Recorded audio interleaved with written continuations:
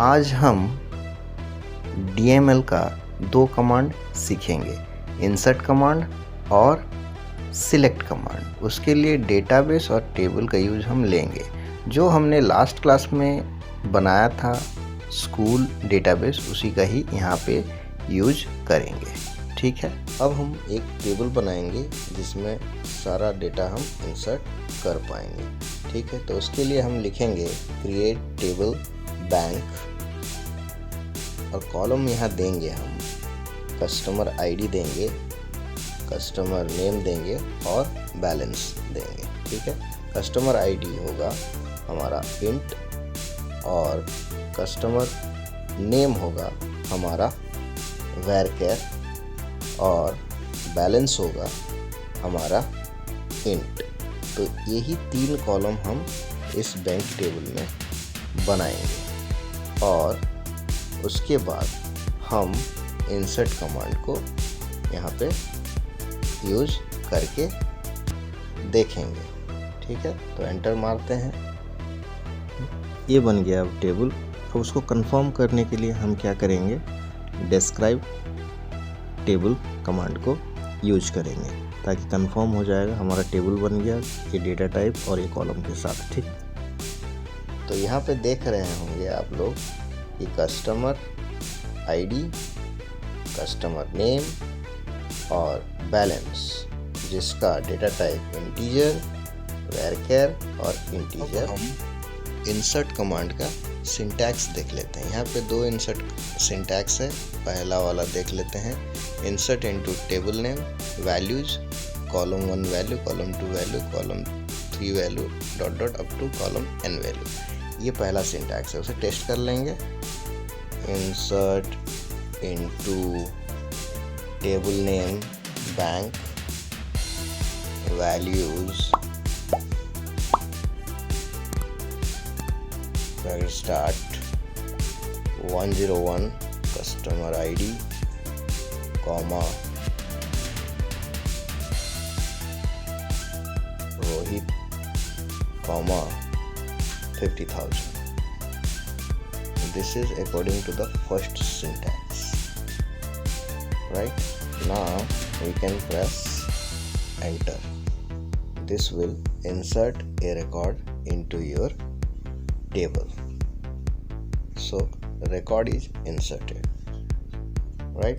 So this is the first syntax. By following that we can insert a record into the table. अब हम insert command का second syntax देख लेंगे, जिसमें insert into table name column 1, column 2, comma column n, values value 1, value 2 और value n।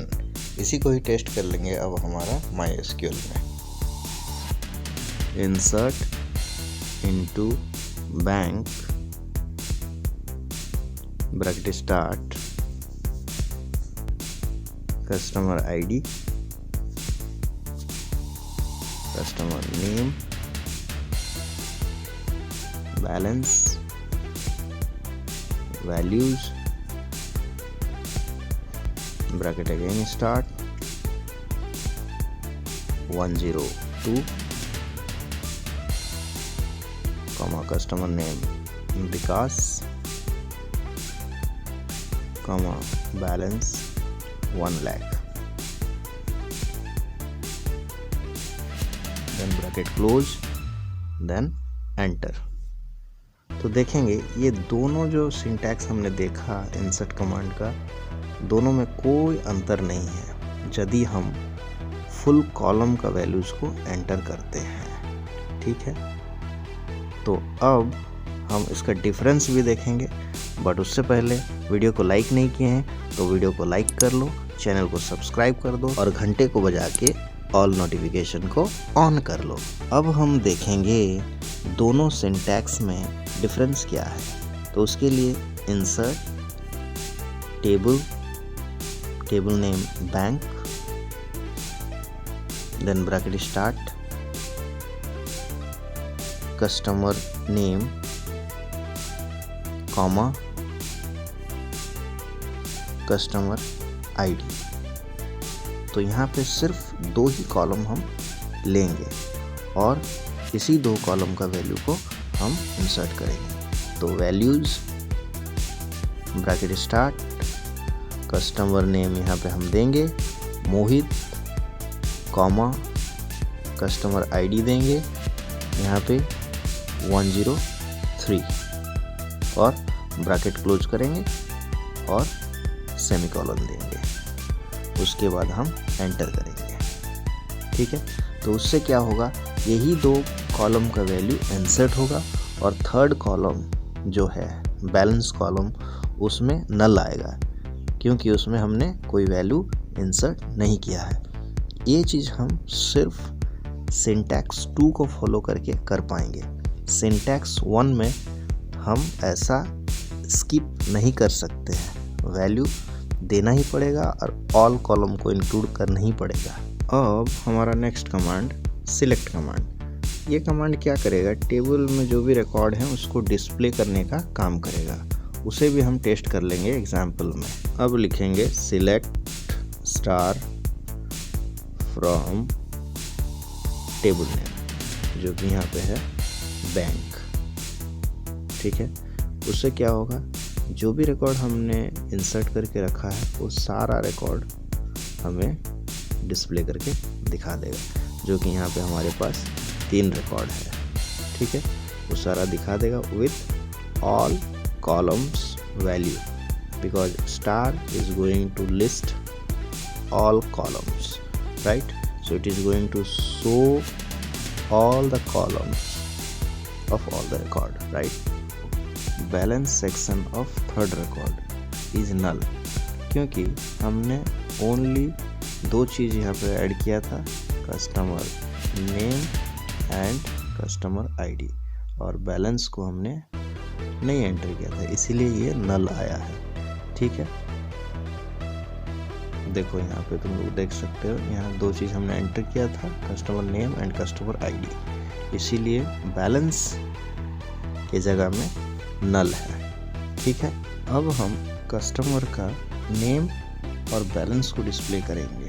ठीक है, तो उसके लिए select customer name comma balance from bank. तो ये क्या करेगा, हर एक कस्टमर का नेम और बैलेंस को हमें दिखाएगा।